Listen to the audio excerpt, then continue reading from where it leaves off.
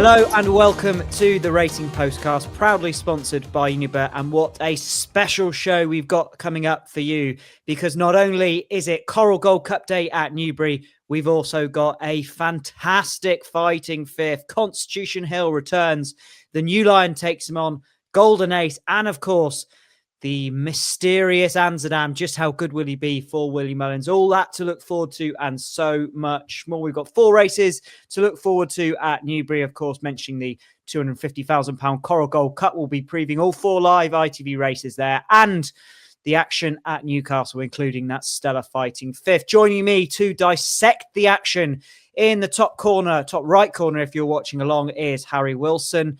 On the bottom left, Racing Post handicapper Jonny Pearson. And as always, Unibet's Ed Nicholson, who I'm sure will have some interesting insight for Constitution Hill. Let's go. First, though, to Newbury. It is the big weekend there. It is the Coral Gold Cup, our key race to be looking at, the 255 at Newbury, one of the highlights of the season and certainly not overshadowed by events in the northeast. And your favourite is the Cheltenham Festival winner Myertown with Unibet at 9-2. Resplendent Grey for Sean Bowen and Ollie Murphy, 13-2. Highland for Team Henderson at 9-1, along with the Changing Man. Couture Dory for Wales at 11-1. Spanish Harlem for the Willie Mullins team, 12s, along with Panic Attack, the Paddy Power Gold Cup winner, looking for a really valuable double this weekend. Blizzard of Oz at 14-1, along with Victorino. Inch House as well, 14-1. And the Doyen Chief finishes us off at 16-1, 18-1 bar. Harry Wilson, you're always in good form, it seems. You just never seem to have a bad spell. Talk us through the Coral Gold Cup at Newbury on Saturday. Yeah, hi, James. Obviously it's always a cracker. It's always one that tends to pan out throughout the season as well. Good form line to follow. Myertown's obviously been favourite for a long time. That Ultima win was very good indeed.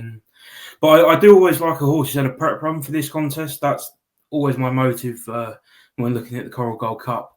And I've always had this race in mind for Couture Dory. So I'm really glad to see him reappear over hurdles. He did come last that day, but he was always going to find that too competitive, given he never achieved a great deal over hurdles. And he was running off a mark £22 higher than when he was last seen. He travelled well for a long way, which is a good sign. And he was always going to take a step forward for that.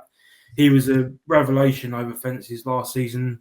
Obviously, everyone will remember his 15-length demolition job in the Ladbrokes Trophy at Kempton. I'm happy to put a line through his run in the Ultima behind Myertown. He just didn't get off to the best start, and then he made a big move having raced wide. I think it's easy enough to put a line through that, and I'm sure that he'll bounce back. And Sam Thomas has been in flying form this season. And Dylan Johnson. Dylan Johnson just written out his claim, I believe, as well in the last few days. He's 11-1, Couture Dory. Thanks very much for that, Harry. And of course, the Native River route going over hurdles before a run in the Coral Gold Cup. Jonny, the Racing Post handicapper. Talk us through the handicap. Well, it's, you make a case for an awful lot of horses in there. They've got good form. Myertown at Cheltenham, Resplendent, Great Sandown. The list goes on and ones you can select. But I'm going to go to the always trustworthy Willie Mullins. And not necessarily his first choice in the betting, but I'm very interested in Blizzard of Oz. Back in May at Punchtown, he ran over 2.5 miles. He finished really strongly, looked like he needed to go further. They've had a spin round Wexford where he had a little bit of making, although it wasn't the quickest run race in the world, had a little bit of making up to do just to get there on the line. And he's won with quite a lot in hand, despite the 3/4 of a length victory there. And I think there's plenty more to come. He looks to have stamina and abundance, and that was his first try at 3 miles. I think the race is really, really going to suit him. And JJ Slevin, for me, is going to win the Coral Gold Cup on Blizzard of Oz. 14-1, a little bit of movement with Unibet, 16-1 earlier.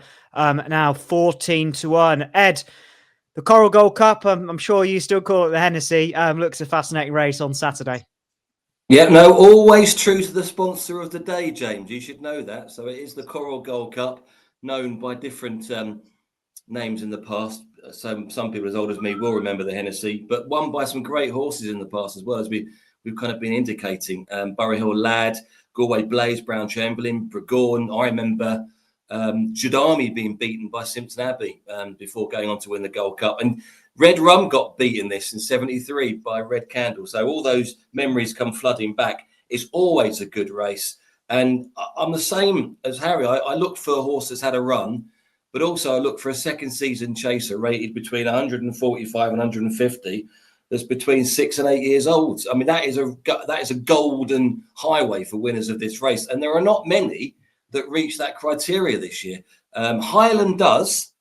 Highland definitely does, having had a run. But Nicky Henderson's record in 3 mile handicap chases at Newbury, and indeed anywhere in the country, isn't that good. I had a quick look this century, 6 winners from 61 runners, 3 mile plus handicap chases at Newbury. And although he did win this with Triole Delane in 2016, that was the last year of his last winner over a handicap chase over 3 miles. He's more known now for the speedsters over hurdles. So I'm slightly worried about the ground as well. Highland, if it was soft, it would negate his chances. But he's one of the few horses that do reach those trend situations. So you have to think he should go in the shortlist. And I know from the stable that this race has been in mind for a long, long time. The one that everyone's talking about is My Town, who's obviously, got a lot of the stats in the book, but he hasn't had a run, and that's a worry. Lucinda Russell also, she only had 1 winner at Newbury, as far as I can see, which is a Hoy Senior, who won the John Frankham on this card 2 or 3 years ago. And I just worried about that recent run for him, but he obviously is a class horse. He obviously is a handicap snip. Correct Rambler running the race off 147 for the team when coming fourth. So, having won that race at Cheltenham, he definitely has to come into it. But I'm going to go for Amore Park, who gets a lot of the trends and the stats in his book. Second season chaser, 10 stone 10. But he hasn't won a race yet over fences, and he's rated 141. But Willie Mullins sends a few over. And I like the look of this one's profile. Run well in 2 kind of decent handicap chases at Cheltenham. Fell on his first 2 runs over fences. So he's only completed 5. So relatively inexperienced. I just thought if he could forgive him his Bet365 run, which was disappointing, I thought 20-1 was a big price from a man as good as Willie Mullins. And when he sends one over, you certainly got to take that into consideration. 2 extra places in this race as well. So at the odds, I think that's going to be my selection, James.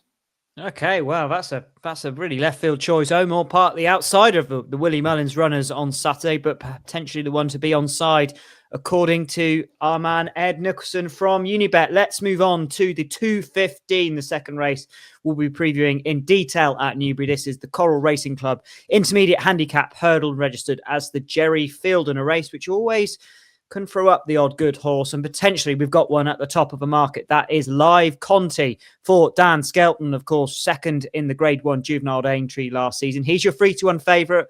7-2 Indemnity.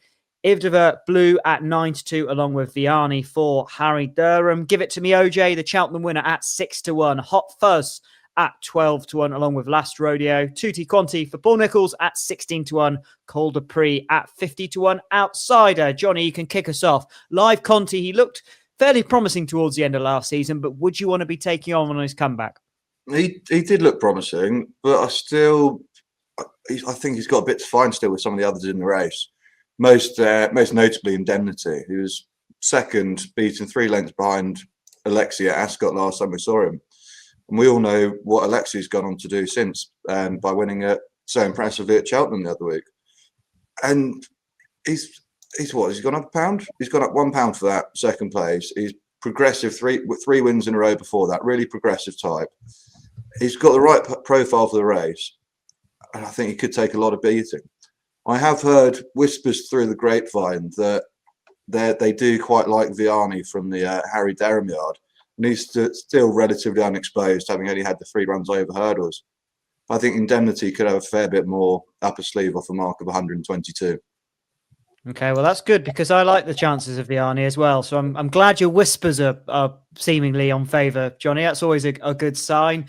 Harry, as we touched on with Live Conti, who's favourite here, it is notoriously difficult for that season after juvenile hurdling. Is that a reason potentially you might want to take on a favourite or look elsewhere? Yeah, it's exactly for that reason, James. We all know that 4-year-olds struggle in their second season, especially in handicaps against older horses. And I was really surprised to see just how many 4-year-olds are actually in the lineup, especially Live Conti. I don't really know what he's done to warrant a mark of 143. Like, if we're going purely on RPRs, his peak RPR is 133, which gives him £10 to find on our handicappers assessment. So I'm a bit surprised that he's favourite, and his joint top weight would give it to Miojo, is another 4-year-old. So if anything, they're just keeping him down the weights for a horse like Indemnity. When I looked at this race on Tuesday for my anti-post column, I thought the 4-1 about him was a ridiculous price, to be honest. I'm surprised that you can still get it. But the one that I've settled on purely because I think he'll handle softer ground better than Indemnity, that is in Divar Blue for Ollie Murphy. He produced an RPR of 122 and a bumper a couple of years ago, and in that year there was only 6 British trained horses who ran to a better bumper RPR than that, which shows you what sort of regard he should be held in. He's taken a while to put it all together, but he made such an impressive handicap debut at Foss Lass when last seen in April, and that form has already been franked by the second who won next time.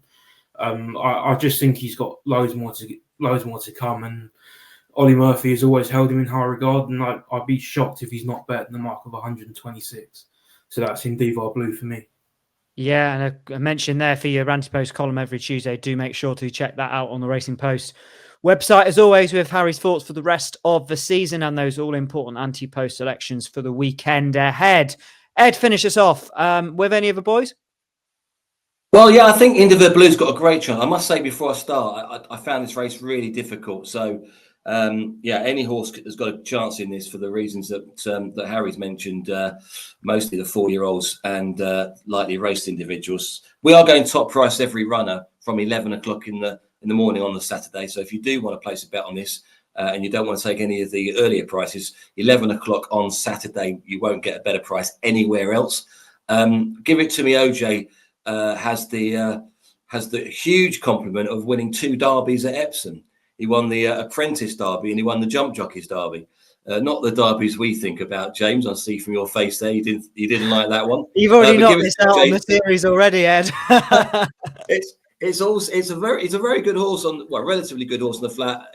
He won at Cheltenham in October, but that wasn't a great display. He should have won by further based upon the ratings. That was a non-handicap. But I do like Give It To Me, OJ. I think he's going to improve upon the rating of 143. But in Divar Bleu, as Harry mentioned, that bumper at Wetherby was amazing. I remember watching it and putting it down in my tracker straight away for next season.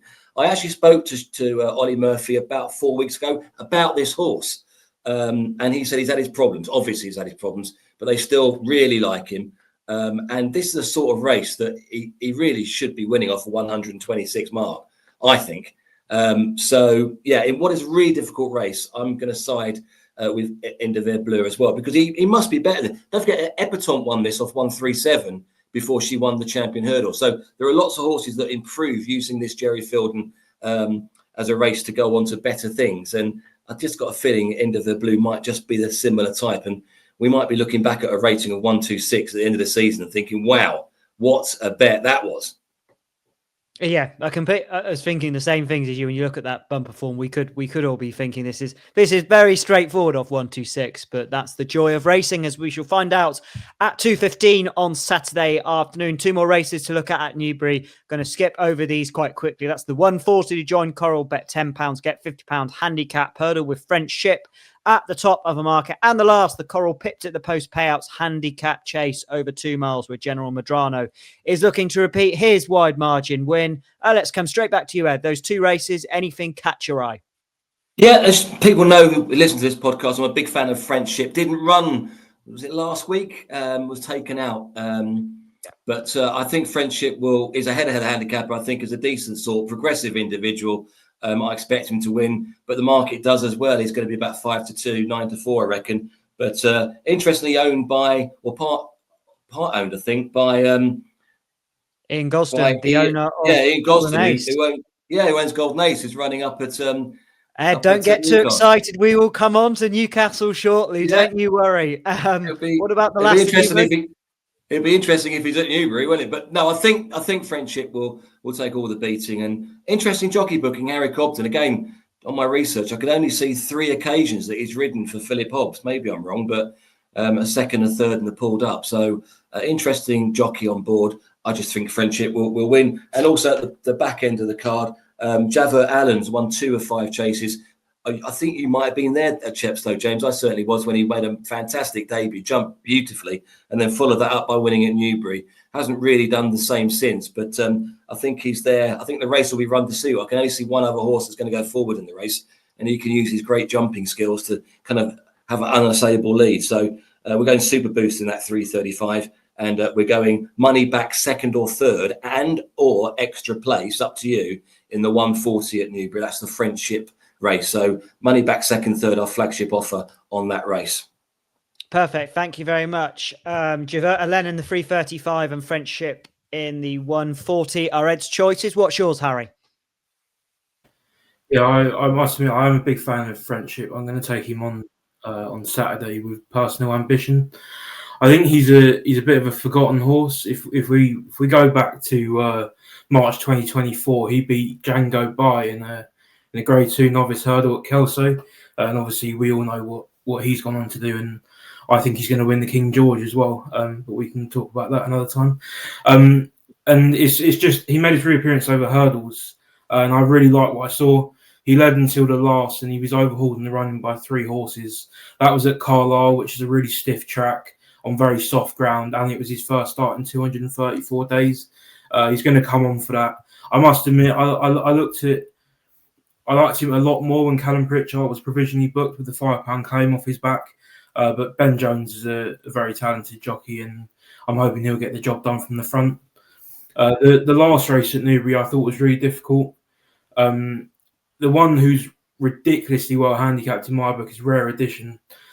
He came second on his reappearance to Thistle Ask, who you might remember hacked up in the Haldon Gold Cup for Dan Skelton. He was giving him £23 that day. So his chances are that was a bit of an impossible task. My only issue is that he does like to go forward, and Javert Allen, I think, is a much better jumper than him. And he might just be taken out of his comfort zone. But Rare Edition is definitely one to watch out for in the future. Okay, perfect. Let's come on to you, Johnny. Javert Allen, we touched on that. That's one of your selections. Am I right in thinking? You are correct, James. I think he has a brilliant chance here. He's had a run round Aintree last time, ran pretty well on the whole. He's gone a favourite. He didn't quite win, but I don't think, he just faded late on, but he still ran well, only beaten 5 lengths. He's come down another pound for that. And as Ed said, he won at Chepstow, then he went to win at Newbury. He was beaten a short head at Chepstow. Okay, he ran disappointingly in March, but he started off pretty well. And Jane Williams is also flying. Her strike rate over the last fortnight is 30%, which is just the sort of form you want coming into these good races. And Javert Allen looks way too big a price to my eye, and I think he's a really, really good bet today on Saturday. Even he should be. I think he's got so much upside to him. 6-year-old progressive, had a nice run last time out. Everything's set up for him on Saturday, and I think he'll go and get the job done. Yeah, and that Jane Williams strike, which you touch on it, well, it could have been a bit more had the neighbour Chester not fired in a winner at Exeter last week. Mum beaten by son in that bizarre race at Exeter. That's Newbury done and dusted. Make sure to follow all the action live with us at racingpost.com throughout the afternoon on Saturday. But after this short break, we are going to go straight into that show-stopping showdown at Newcastle.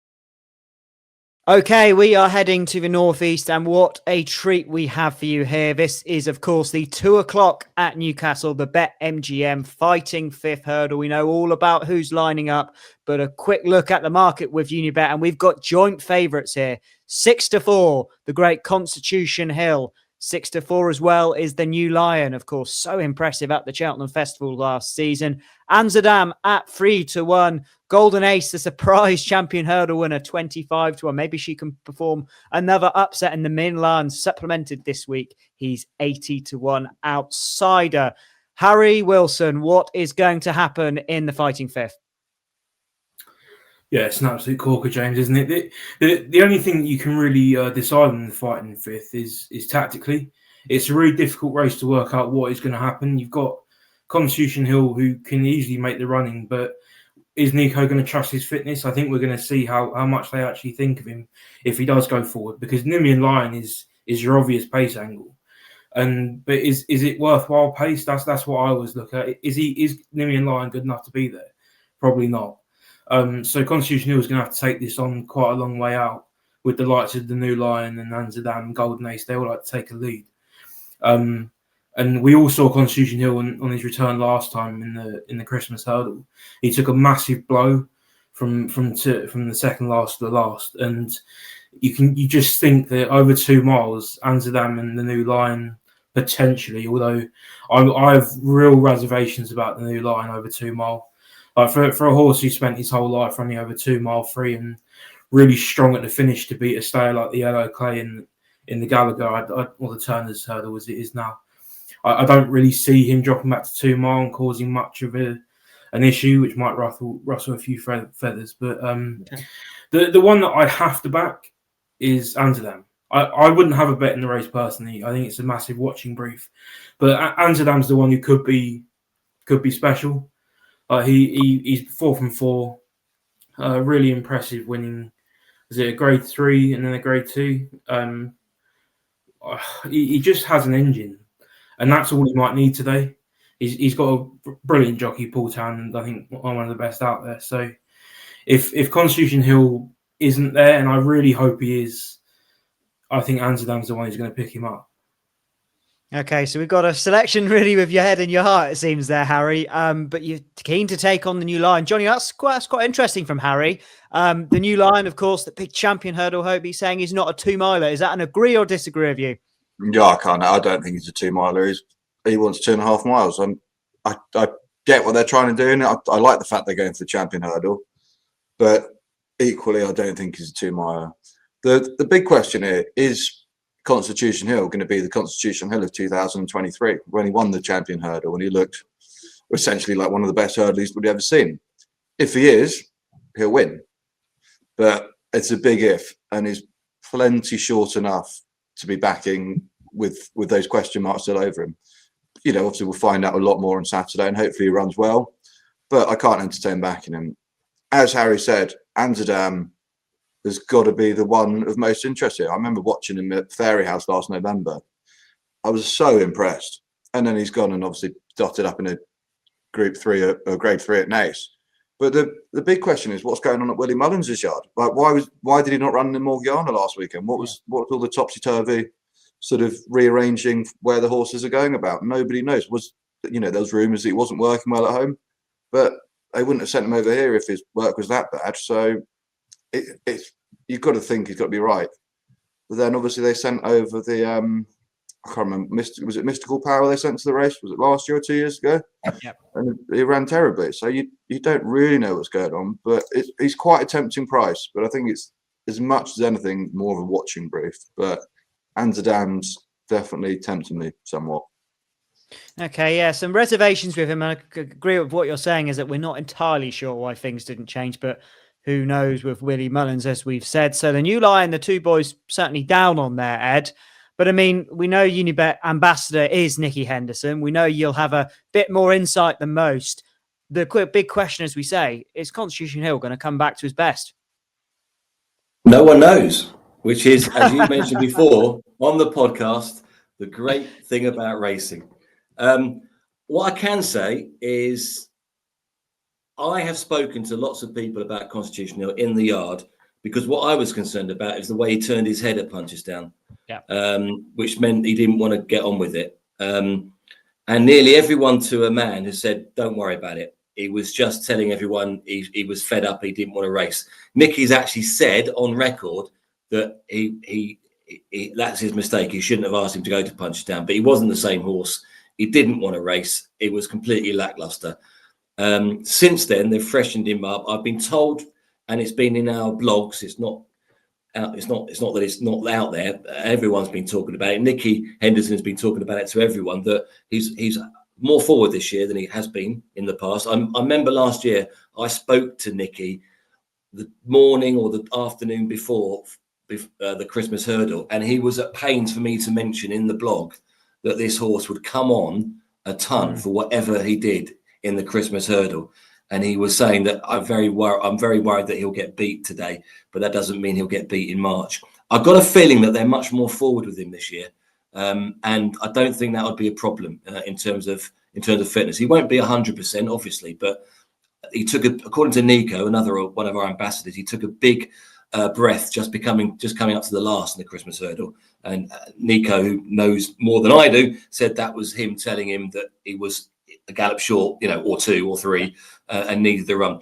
I doubt whether that's going to happen this time, because I think everyone needs to see Constitution Hill win and jump round. And if he does, if he's the same horse, anywhere near the horse that we saw 2-3 years ago, he'll win. There's no question. He's miles clear. But that's the question. I'm the same as Harry. I'm just going to enjoy and watch this race. And again, same as Harry, I'm just intrigued by the tactics. I mean, what do you do if you're the new line? What do you do if you're Harry Skelton? You're in a horse that stays.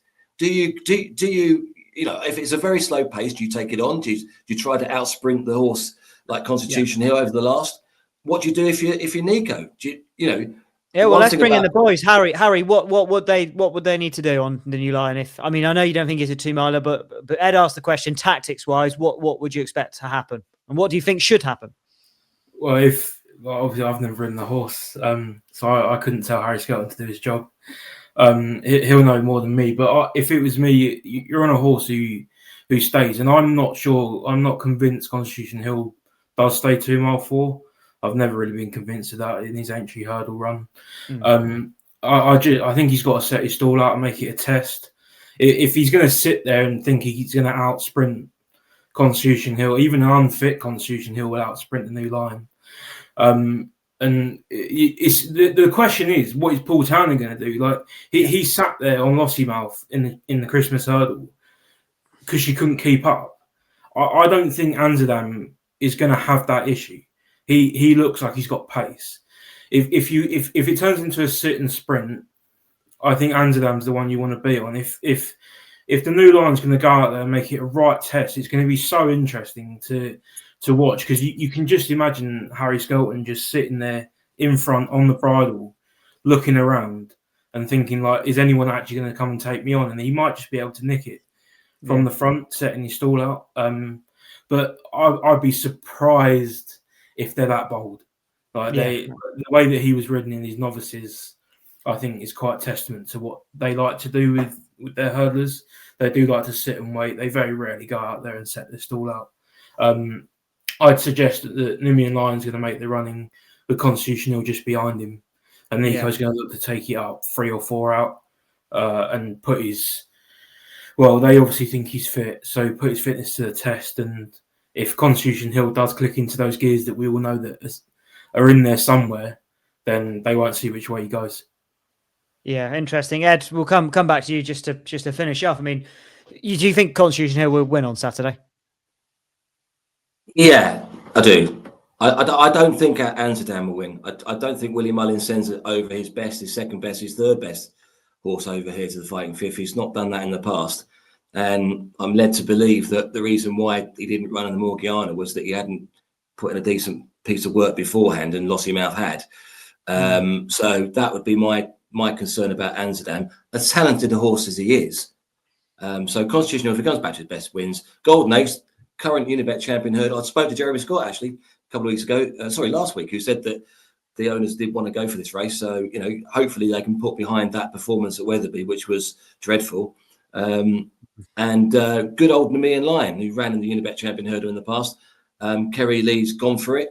Wish her the very best of luck. Great to see Will Froseth and Kerry Lee taking on the more established stars. But Nemean Lion's a good horse in his own right. So they obviously think he's fit and raring to go. So listen, it's just a cracking race to watch. I'm going to be glued to the TV at 2:00, wherever I am, to watch this race. Fantastic race to watch, I think. Absolutely is. I like it when we have a difference of opinion on the show. I do like it when we all agree, but sometimes I like it when we all think differently. It's just the way of the game. What an absolutely fascinating race that is. Just to sum up, we've got Jonny and Harry on Team Amsterdam. Ed is on Team Constitution Hill. And boys, I think I'm going to come with you on Team Amsterdam as well, if you'll let me. So 3-1. We'll see what happens.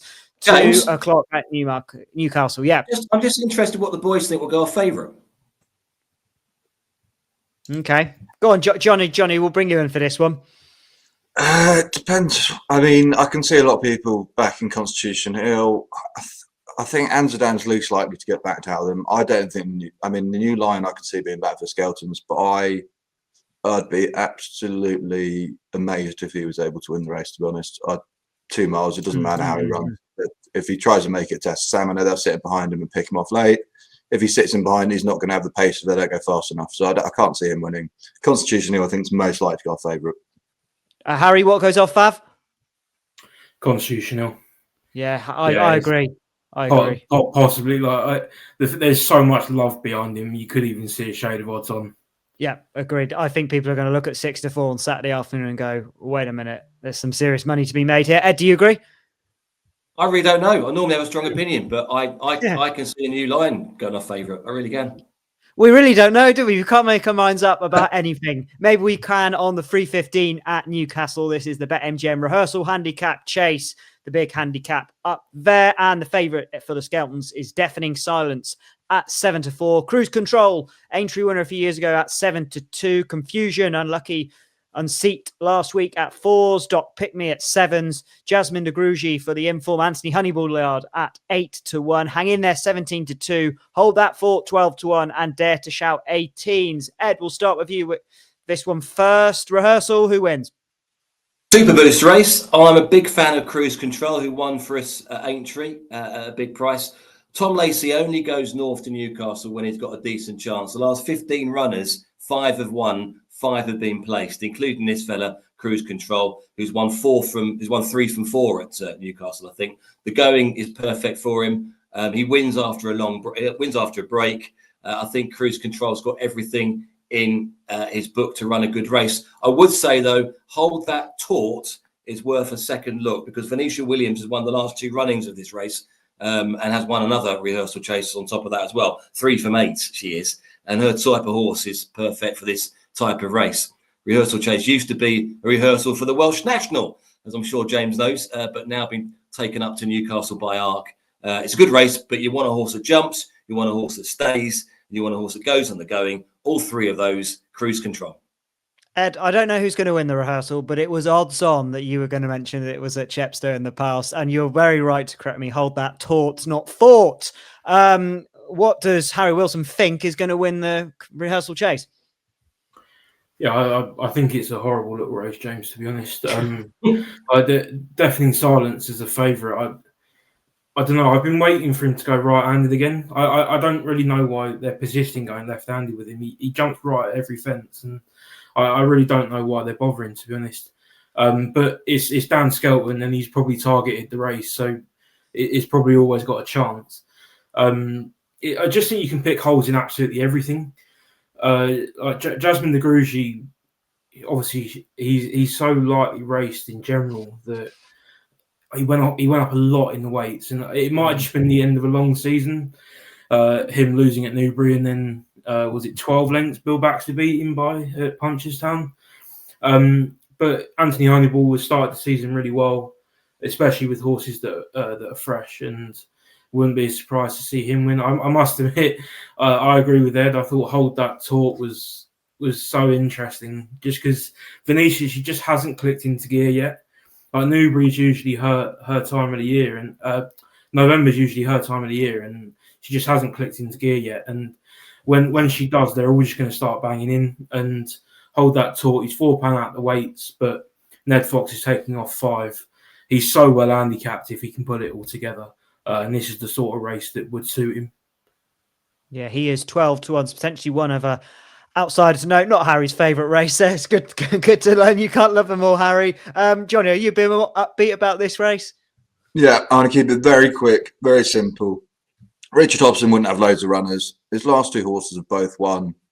Doc picked me, had a lovely spin round at Newbury over hurdles last time, finishing 5th in the race. Hoti Kalors won. Back over fences on Saturday. Charlie Mack's taking 5 off. He's going to run a cracking race. Great each way bet. Very quick and very smooth. And just as you're going to do, Jonny, you've got 2 more for us from Ireland, of course. We know you look after some of the Irish stuff for Racing Post. The 153 at Fairyhouse looks a great novice hurdle. Annoyingly, 3 or 4 of these in my tracker are all running against each other. But I think Maverick Mac, L'Evangeliste, Camino Bello and Chase the Moon are all very much horses to be keeping an eye on. Chase the Moon very much looks a chaser in the making as well, and definitely one for the future. And the next race is a maiden hurdle that I wouldn't advise having bet in, but Dysart Dolomite runs for Willie Mullins. And in there as well is a Jigginstown horse called Raven Dark, who costs 350,000, I'm going to say euros. And that is a brother to Brighter Days Ahead and all of that lot. So that's obviously a race very much to keep an eye on as well.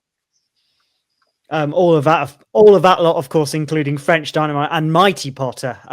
Yes, you were correct about Euros, and that's just shows how busy the weekend is. We've got good action from Ireland to look forward to as well. But after this short break, we'll be giving you those all-important best bets. Want betting on the horses to be anything but flat? With an app that impresses every time out. You're on. Want to watch live streaming of races in the UK, Ireland and around the globe? And get a chance to win even bigger with 3 Uniboosts every day on any horses you want. Unibet, you're on. Okay, that time in the show. What is the nap this weekend? Starting with you, Harry Wilson. Yeah, mine that. We're going to go to Newbury for the 140, and that's Personal Ambition. He's had a prep run and he shaped incredibly well that day. He's going to take a step forward for his reappearance, and I think he's well handicapped. I think you could be wrong with French shit, but I'm going to go Vianney in the 215 as mine. Harry Durham. Well, we know from Jonny's comments earlier in the show that they like this horse quite a lot. I think this horse will have been targeted for this race, and he's got loads of potential. Jonny, what's yours? Yeah, we're going to go to the 335 at Newbury, the lucky last, and it's Javert Allen for Jane Williams and Kieran Gethings. I think he's a well handicapped horse, had a nice run last time, and he could be up to winning here at a nice price. And Ed, you had a winning nap last week. Can we do it again? But you're going to give us a massive price here, aren't you? Yeah, I've got to go the Coral Gold Cup. Good value on offer. 2 extra places with Unibet. I'm going to go for O'More Park. Willie Mullins. When he comes over, we all know that he comes over with a chance. This horse lightly raced over fences and hits all the trends. He's a young, improving second season chaser with a low weight and is aged 8 years. I think he's got a decent chance of at least a place at odds of 20 to 1. Thank you very much. And thank you very much to our panelists. If you're watching along in the top right, that's Harry Wilson. Bottom left, Jonny Pearson. And as always, Unibet's Ed Nicholson. And thanks for you for watching along. Ed, before we finish off, you had some nice comments from our listeners and our viewers just a few days ago. Yeah, I was over in Punchdown for the Unibet Morgiana, and it was really nice to hear lots of people coming up to me and say they really enjoyed the Racing Post podcast, especially with all the winners tipped up by the experts. So well done to everyone else. But I did really enjoyed going over there in Ireland. It's nice that there's some support for it. So keep your comments coming in. It's always nice to hear what you think of the show. And if you have any ideas for improvements, let us know. Certainly should, and keep an eye out if you're at Newbury this weekend. I'll be there, albeit it might be getting soaked looking at the forecast on Saturday.